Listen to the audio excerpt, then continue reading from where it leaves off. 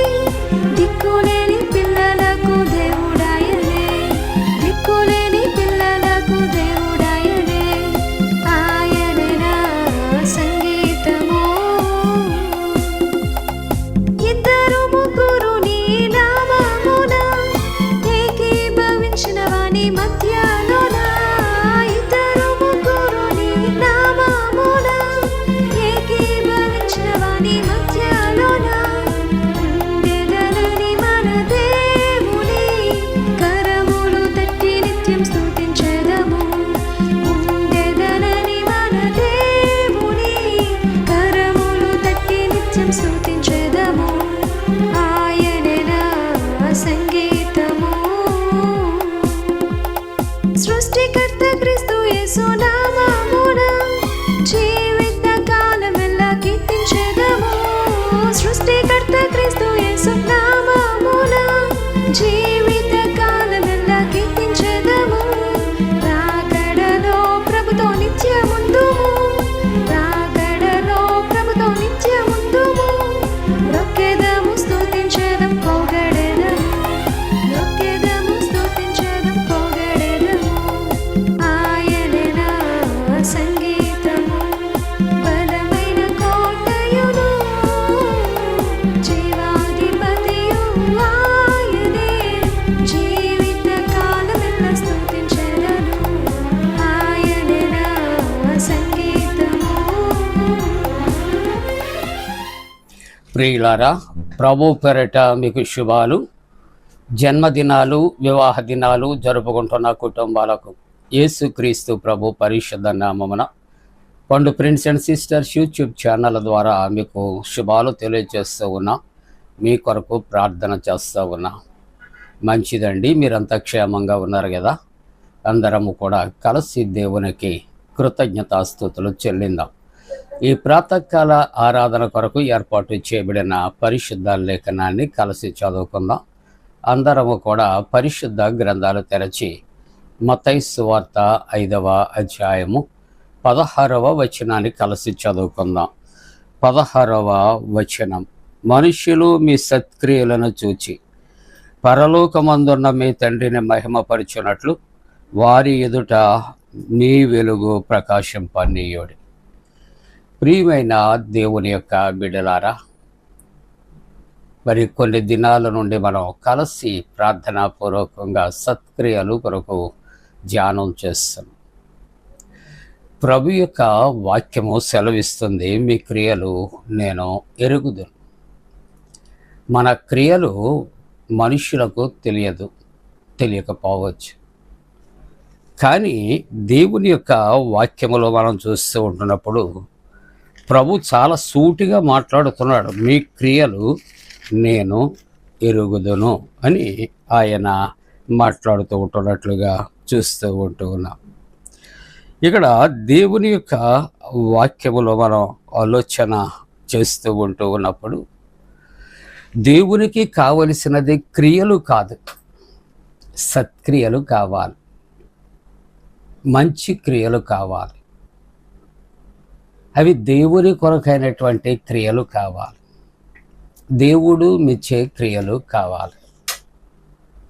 కాబట్టి ఇన్ని దినాలు కూడా సత్క్రియలు ఎలాగుంటాయో కొన్నిటిని మనం ధ్యానం చేస్తాం. ఇప్పుడు ఆ సత్క్రియలు చేయగలిగితే కుటుంబానికి, వ్యక్తికి, విశ్వాసికి మరి దేవుడు అనుగ్రహించే మేలు ఏమిటి, ఆశీర్వాదాలు ఏమిటి, మనం ఈవేళ ధ్యానం చేస్తున్నాం. అందుకని రోమీలకు రాసిన పత్రిక 2వ అధ్యాయం 7వ వచనములో సత్క్రియలు ఏ విధంగా చేయాలి అంటే ఓపికగా చేయాలి. ప్రభువు సత్క్రియలు చేయమన్నాడు, మంచి పనులు చేయమన్నాడు.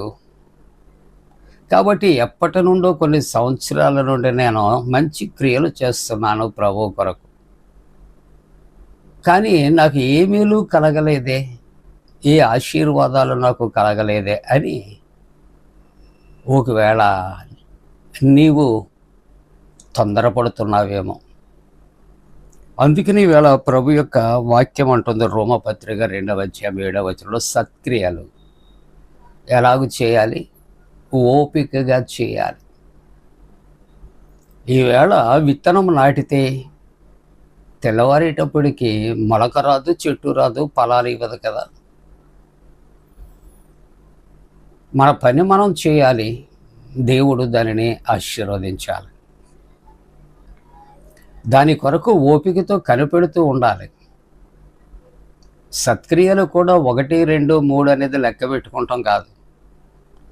జీవితంలో ఏదో ఒకసారి నేను మంచి పని చేశాను కాబట్టి నాకు సత్ఫలితం లేదు అని నువ్వు వాపోతాం కాదు.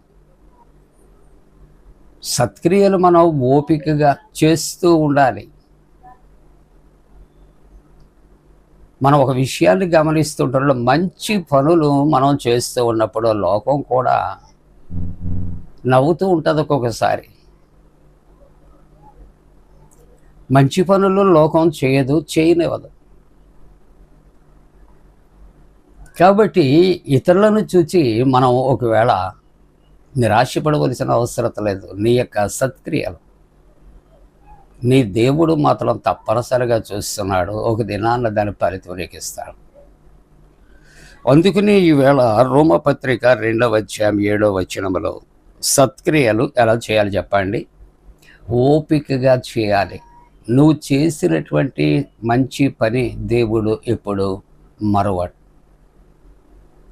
వాటన్నిటినీ కూడా ఆయన గుర్తు చేసుకుంటాడు, జ్ఞాపకం చేసుకుంటాడు. ఓ దినాన్న దానికి తగినటువంటి ఫలితం నీవు నీ బిడ్డలు తప్పనిసరిగా అది పొందుకుంటారు. కాబట్టి దేవుని యొక్క వాక్యము సత్క్రియ ఓపికగా చేయొచ్చు. మహిమను, ఘనతను, అక్షయతను వెదకు వారికి సత్క్రియలు చేశాం, అయిపోయింది కాదు. ఇక్కడ దాని కంటిన్యూషన్ అంటూ ఉన్నాడు. ఇక్కడ ఓపికగా చేయాలి. దేవుని యొక్క మహిమను, దేవుని యొక్క ఘనతను, అక్షయత అంటే క్షయము కానిది అక్షయతను మనం తప్పనిసరిగా వెతుకుతూ ఉండాలి. అవి దేవుని దగ్గరే ఉంటాయి. అటువంటి వారికి దేవుడిచ్చే బహుమానం ఏమిటని ఆలోచన చేస్తే నిత్య జీవం ఇస్తాడు, పరలోకం ఇస్తాడు.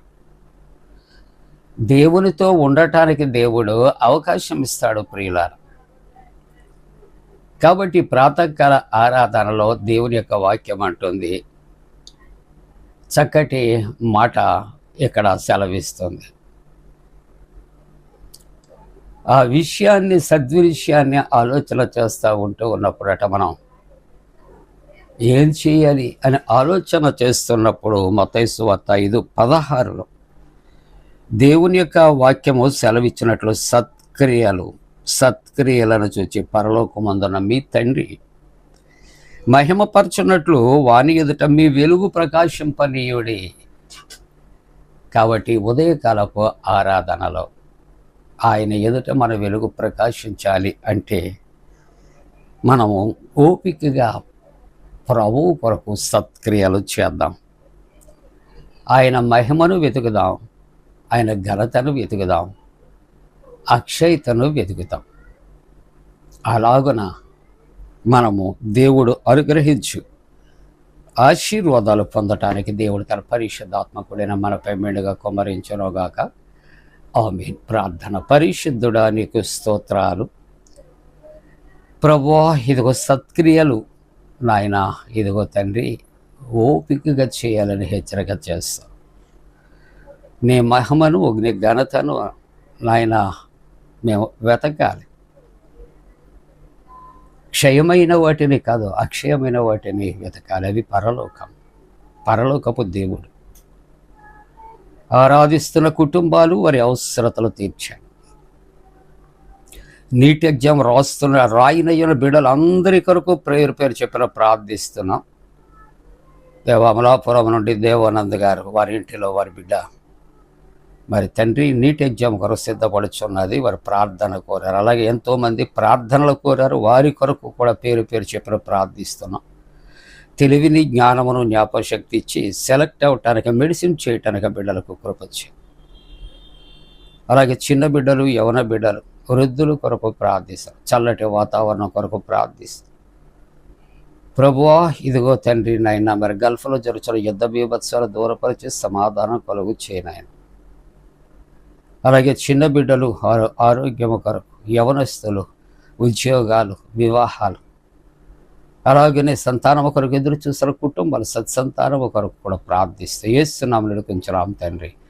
ఆమేన్. మన పరమ తండ్రి అయిన దేవుని యొక్క ప్రేమయు ప్రభువైన యేసుక్రీస్తు ప్రభు కృపయు పరిశుద్ధాత్మక సహవాసం ప్రాతకాల ఆరాధనలో మిమ్మల్ని గనపరుస్తున్న ప్రతి కుటుంబానికి తోడుగా సంరక్షించి కాపాడునుగాక. ఆమేన్.